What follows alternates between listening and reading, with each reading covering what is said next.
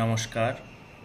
আজ এই ভিডিওটির মাধ্যমে আলোচনা করব যোগাসনের মাধ্যমে আমাদের শরীরের বা স্বাস্থ্যের কি কি উপকার হয়, অর্থাৎ যোগাসনের প্রয়োজনীয়তা সম্পর্কে।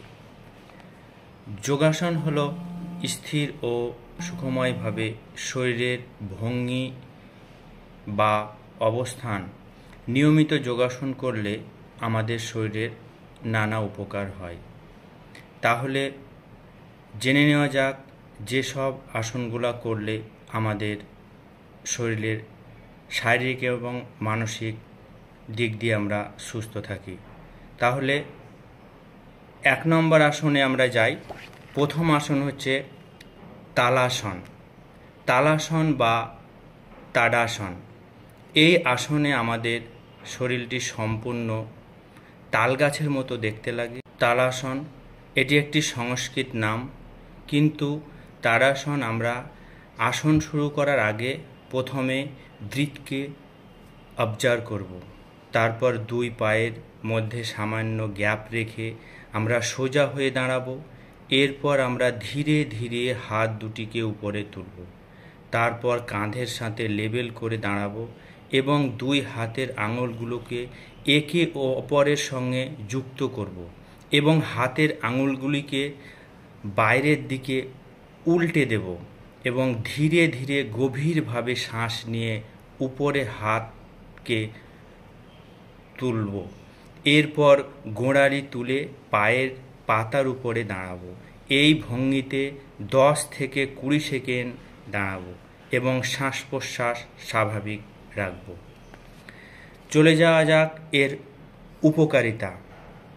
শরীরের ভারসাম্য বজায় রাখে, থাই এবং গোড়ালিকে মজবুত রাখে, উচ্চ রক্তচাপ বৃদ্ধিতে সাহায্য করে।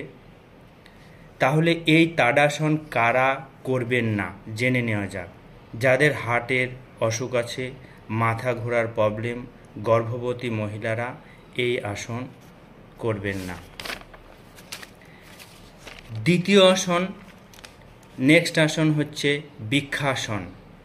বৃক্ষাসন এটি একটি খুব গুরুত্বপূর্ণ আসন। এটি একটি সংস্কৃত শব্দ, এর বাংলা অর্থ হচ্ছে গাছ। এই আসন করার সময় আমাদের দেহের ভঙ্গিটি সোজা অবস্থায় থাকে, যা গাছের মতো দেখতে লাগে। তাই এই আসনটির নাম গাছ আসন বা বৃক্ষাসন। ইংলিশে একে ট্রি পশ্চার বলা হয়। কিভাবে আমরা আসন করব? প্রথমে সোজা হয়ে দাঁড়ান। এই 2 পায়ের মাঝে ফাঁক থাকবে অন্তত 2 ইঞ্চি। গভীরভাবে শ্বাস নেব এবং ছাড়ব। গভীরভাবে শ্বাস ছাড়ার পর আমরা ধীরে ধীরে ডান হাত দিয়ে ডান পাটি ভাঁজ করব। এবার ডান পায়ের গোড়ালিটি বাম পায়ের উড়ুর সঙ্গে লাগাবো।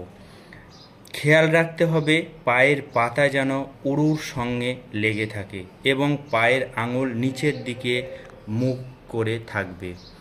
এই ভঙ্গিতে নিজেকে ব্যালেন্স করে স্থির করুন।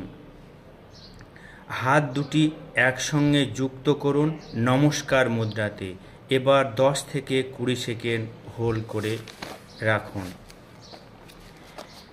চলে যাওয়া হোক বৃক্ষাসনের উপকারিতাতে। বৃক্ষাসন মন ও শরীরকে সুস্থ রাখে, ভারসাম্য বৃদ্ধি করে, একাগ্রতা বৃদ্ধি করতে সাহায্য করে। এই আসন নিউরোমাস্কুলার কোঅর্ডিনেশনকে উন্নত করে, পায়ের পেশিগুলিকে শক্তিশালী করে। কারা এই আসনটি অভ্যাস করবেন না?